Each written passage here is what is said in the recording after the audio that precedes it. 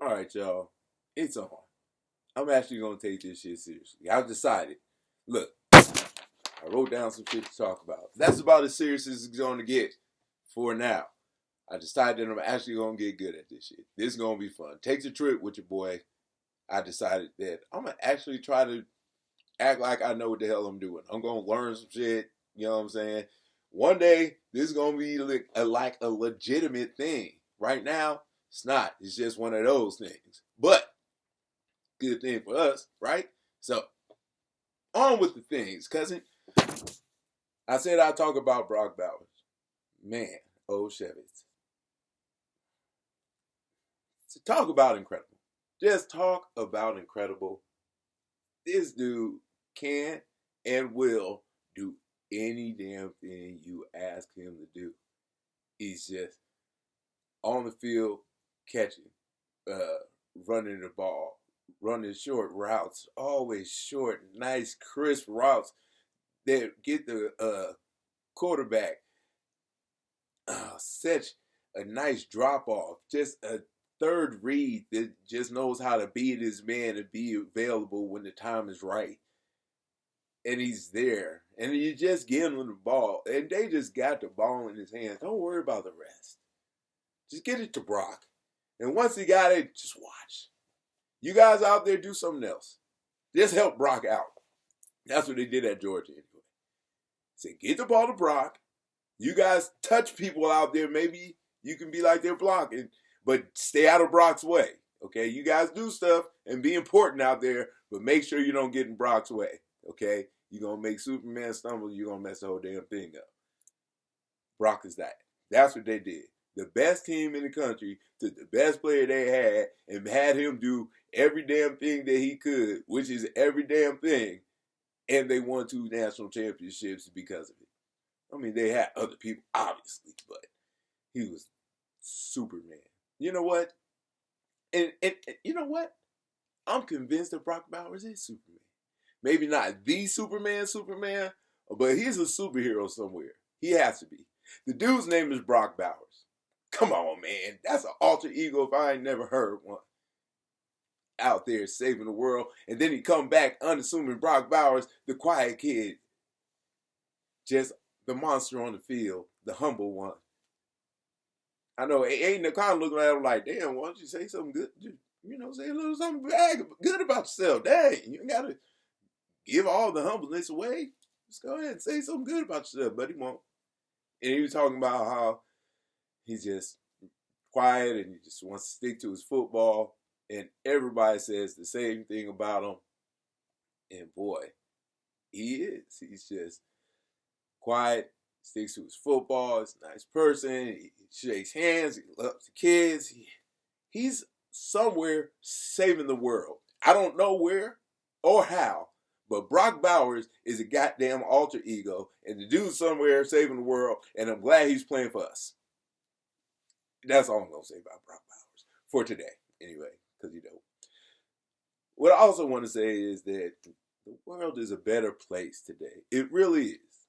I've gone out into the Raider Nation world, and I've spoken to you about YouTube and how only thing I know is because I saw it on YouTube, okay? My wife hates that, but it's what it is. That's how I learned life. Since YouTube came out, it's like Encyclopedia Britannica video, and I watch it all the time. So I get a lot of Raider stuff from these people, and Soto and Wasted Talent used to be my 2 favorites. They hated Aiden the most, like really bad. Like me and Soto was going back and forth on the keypad saying smart aleck remarks to each other, like passive aggressive type shit. But he's a pretty funny guy. He's one of those people that I was like considered like a good friend of me. Like not right now because I don't know a damn thing about him. He doesn't know a damn thing about me. But what I do know about him is that he's kind of arrogant, right? But he's still cool and he calm with it. You know what I'm saying? He's like the dude that like, you know, could bust your ass, but don't really need to talk about it. But then he run up on a nigga like me. Whoa, brother like me. And he's like, I don't know how to edit, so you're gonna have to live with that one. And he's like, there's no need to push the issue. And I'm like, there's no need to push the issue. I'm like, I don't like this guy. I don't like the way he's talking to his girl. He's like, I don't like this guy. I don't like really what he's wearing. But you know what? He's cool enough. And I'm just going to keep him away there. And he's cool enough and just keep him over there. It's the kind of person that you like play on a team or play against on another team. He be fouling him and he be fouling you. And you be doing this thing again. But you got nothing but respect for him. That's what I feel like I got with Soto. He don't know me. But anyway, I just like that part of him. I like a lot of him. And he's coming back. He's coming back. Soto's coming back. Now, Opie, his homie, not really big fan. You know what I'm saying? But, everybody, every straight man needs his setup, man. And, he got Opie. Wasted got Graph. You know what I'm saying? There's the mouth, and then there's the mind. You know what I'm saying? And I used to like that about Wasted, but he was so off hard on Aiden O'Connell. I couldn't watch him no more. But he's come back to in his own mind reality, not like he's all hard on Aiden O'Connell or anything like that. He's just like, there's no reason to hate as hard as I was. I'll pull back, like, I opened my eyes a little more to what was actually going on, to what I should be seeing, not that what I wanted to see. Like, Aiden been working out, and he looked noticeably good. The daggone cameraman that was there, I probably said this in another video, said that he looked good, and Wasted just wasn't having it. Didn't want to hear it. Didn't even want to hear that he was working out. He was pissed off. He was mad. But now he's calmed down a lot. He's come back to Wasted. If you know of any of these people I'm talking about, go back to them. They all right now. Everybody's taking their anti-Aiden pills, and they're going to breathe a little better now. And it's a better place and it's more fun. So I'm glad that we can go back to that way. I'll be doing my little setup this way, and I'm going to mature, you guys. I'm actually going to grow, and I'm going to get better at this. I have to get better at this because my wife is annoying the shit out of me about this. She really feels like I should be doing it because I'm wasting time doing stuff that she would rather me do. So I got to be at least mildly successful at this just to keep her entirely off my ass. And speaking of things that really chap my ass, Aiden O'Connell changing his number. Why does that chap my ass? Look at this jersey.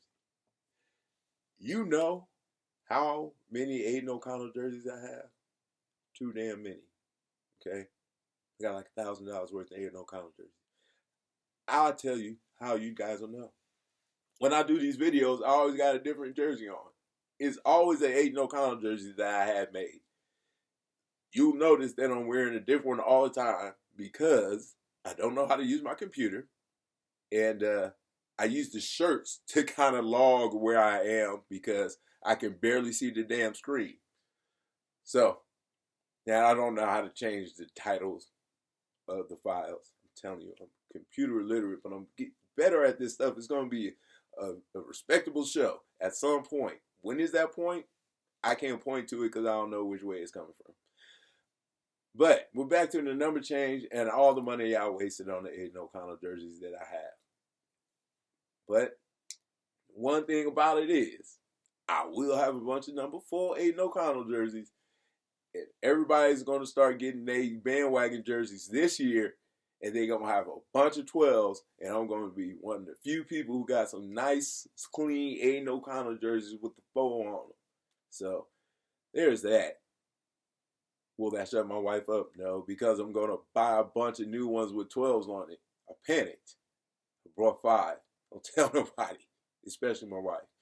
So, he changed his numbers, put me kind of in doldrum. I was like, what am I going to do with all these 4s? But then I realized that that's kind of a good thing. So I'm hyped about it. So, and the only ones that's going to have one of these dope 4 jerseys, that camo one that I love the most, is me and Aiden. So, there'll never be another one. So, there's that.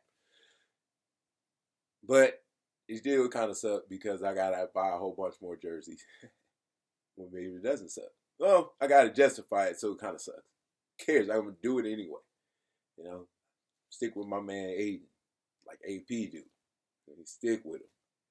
Yeah, and AP's always wanted to stick with him. He complained complained. He compared Eli Manning to Aiden O'Connell in one of his post game press conferences. Someone as close as Eli Manning to AP, to be comparing him to anybody shows a lot of respect for that person.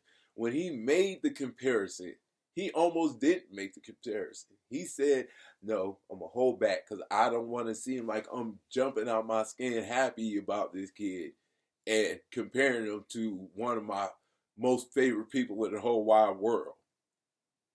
And then he said, you know what? Funk that. I'm allowed to feel that way, and I feel that way. Look, he reminds me of Eli. He keeps his head down. He knows what we need to do, and he doesn't panic. And everybody can look at him and understand that there's no reason to panic. Eli's not. And the same thing with Aiden O'Connell. Ice cold. Always focused. He's never seen the panic in the games that I see him in. And Antonio Pierce sees that, respects that, and he wants to keep that aspect of him. I don't know how strong Gardner Minshew's aspect in that manner is compared to Aiden O'Connell, but I do know that Antonio Pierce has a certain attachment to Aiden O'Connell that is maturing as time goes, and it's going to be hard for Minshew to overcome that part of it. And I think the good thing is that Gardner Minshew is the type of person who can understand something like that. He won't be like, oh, he's just the coach's favorite and I'm not playing because, he just wants to play the kid. He wouldn't play it like that. He's a stand-up dude. So I believe that connection that AP feels to Aiden is what's going to be the final thing that really pushes him over, if it's even close, which it most likely won't be close because it'll be too hard for Gardner to catch up to where Aiden is as far as his chemistry with the team.